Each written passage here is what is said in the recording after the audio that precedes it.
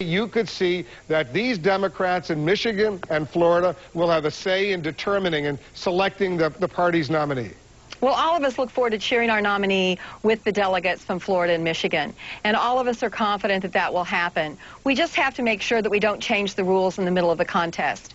The voters in Florida and Michigan are not at fault here. It was the leaders of their party that decided to go ahead and break the rules, and they knew when they were doing it they were breaking the rules, and we've got to play by the rules. I mean, after all, that's what our country is about. A democracy is about having rules for elections and following them.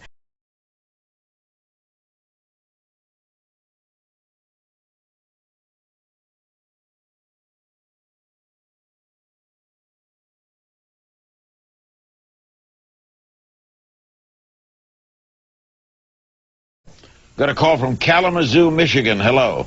Hi, how are you? Hi, what's the question? We're just wondering what's going to happen with Florida and Michigan. Lanny? Well, I actually would prefer to hand this one off to my friend, the Congresswoman from Florida, but let me just say this, and then I'll do the handoff. Between Barack Obama and Hillary Clinton, there could have been a solution if they had united to allow Florida and Michigan to re-vote. And Barack Obama opposed that revote, and to this day I don't know why, because we cannot win the White House without Michigan and Florida. Congresswoman, I don't know if you agree. Okay, Congresswoman, what's going to happen in your state? I completely agree. We have to make sure that the Democratic nominee is chosen by the voters from all 50 states. The DNC Rules Committee is going to meet on May 31st to hear Florida's appeal. We are confident, hopeful and confident, that we will have our delegation seated and our votes counted based on the votes that were cast on January 29th. The voters in Florida didn't break the rules. They followed the rules. The state legislature set the date of our primary on that day, and 1.75 million voters, Democratic voters, went to the polls, a record turnout. So they knew what they were doing, and they deserve to have the votes counted. Ed Schultz, why didn't Obama sign off on that? Well, he left it up to the state legislators to determine that, Larry. He played by the rules. The state decided not to do it. And I just want to caution Democrats about putting the future of the nomination in the hands of Florida. Why hasn't Barack Obama ever said that he thinks Florida's delegation should be seated and that our votes should be counted?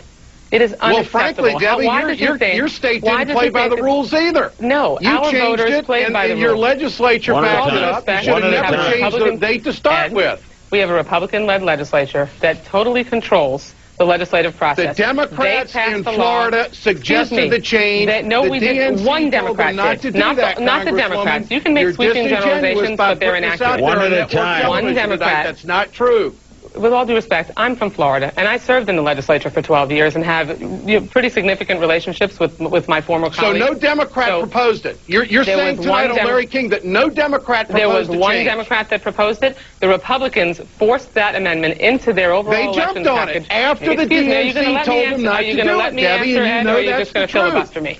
I'd be glad to, since I'm the member of Congress that represents Florida. The fact is, this started with the Democrats in Florida changing the rules. Okay, hold on. I want to thank Kalamazoo for erupting this program. Larry, at the end of the day, we've got to make sure that Florida's voters get their votes counted. Let's have the thoughts of a district attorney. Kamala, what's your read on Florida, Michigan? I mean, listen, Barack wasn't even on the ballot in Michigan. So the reality is that he did play by the rules. We knew when at the time of Michigan and Florida that the DNC said they couldn't do it. Look, Barack wasn't even on the ballot. There was no requirement that he take his name off the ballot. Hold on.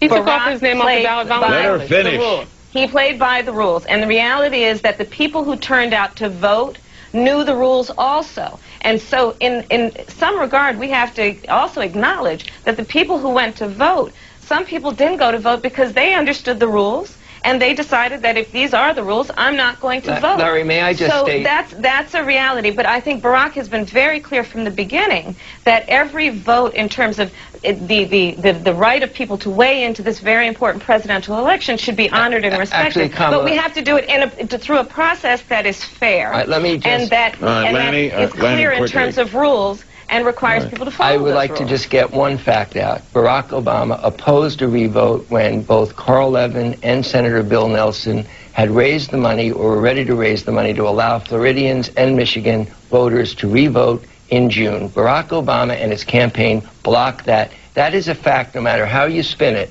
He didn't want the revote because he would have lost again. He lost by 500,000 votes in Florida when he was on the ballot. And talking about following the rules, here's a fact. He advertised contrary to the rules on television the week before the Florida primary. That is a fact. Not true. Yes, it is. Well, anyone who says it's not true, and what about Michigan? What about the legislative session in Michigan, Lanny? Come on now. You can't just make up the facts as you go along. When you say not true, I'm not making up the facts. I've got the facts. And the fact is the legislative session in Michigan voted against it. All right, guys, hold it. Those are the facts.